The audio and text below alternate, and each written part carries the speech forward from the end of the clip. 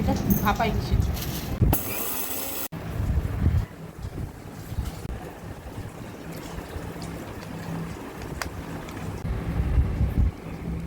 এটা সর্ষে ভাপা হবে, মানে ভাতে দেওয়া হবে। এই জন্য একেবারে টিফিন বাটিতে দিয়ে নিলাম সর্ষেটা।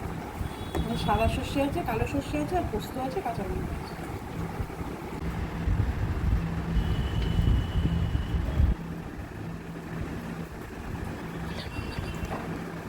এর মধ্যেই দিয়ে দিয়েছি একবার।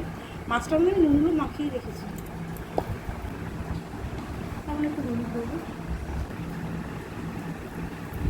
এটাকে একটু